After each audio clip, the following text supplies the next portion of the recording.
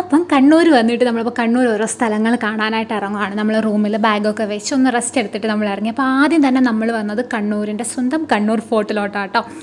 Cent Angelos fort അങ്ങനെയും പറയുവേ.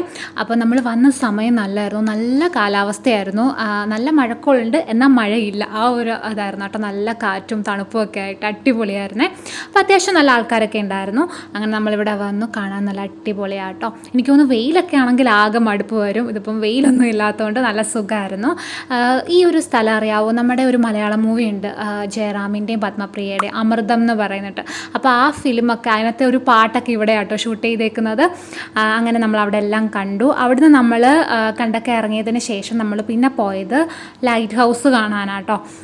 നമുക്ക് ഇവിടെ കയറുമ്പോഴും ടിക്കറ്റ് എടുക്കണം. നമുക്ക് ലൈറ്റ് ഹൗസിനും അതിൻ്റെ ഉള്ളിൽ കയറണമെങ്കിൽ നമുക്ക് ടിക്കറ്റ് എടുക്കണം. അപ്പോൾ നമ്മൾ ടിക്കറ്റൊക്കെ എടുത്തതിന് ശേഷം അകത്ത് കയറി.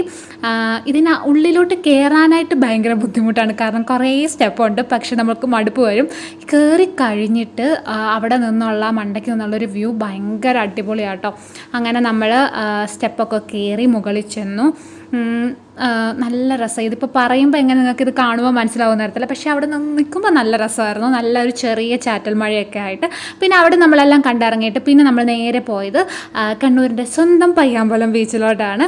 അവിടെ അത്യാവശ്യം കുറച്ച് ആൾക്കാരൊക്കെ ഉള്ളായിരുന്നു, വലിയ തിരക്കൊന്നും ഇല്ലായിരുന്നു. ഞാൻ വെച്ച് നല്ല തിരക്കുണ്ടായിരിക്കുമെന്ന്. അങ്ങനെ നമ്മൾ അവിടെയൊക്കെ കുറേ നേരം നിന്നു. നമ്മളിവിടെ വന്നപ്പോൾ തന്നെ നല്ല സന്ധ്യ ആയിട്ടുണ്ടായിരുന്നു കേട്ടോ. കുറേ ഫോട്ടോസും വീഡിയോസും ഒക്കെ എടുത്തു. പിന്നെ അവിടുന്ന് നമ്മൾ ഇറങ്ങിക്കഴിഞ്ഞപ്പോഴാണ് നമുക്ക് നല്ല ഉഗ്രം പണി കിട്ടിയത്. നല്ല മഴ പെയ്തിട്ടുണ്ടായിരുന്നു, നമ്മൾ നല്ലപോലെ നനഞ്ഞു. പിന്നെ നമ്മൾ ഒരു ഐസ്ക്രീം കഴിച്ചു. ഞാനൊരു ടെൻഡർ കോക്കനട്ടും കണ്ണൻ സ്പാനിഷ് ഡിലൈറ്റും ആയിരുന്നു.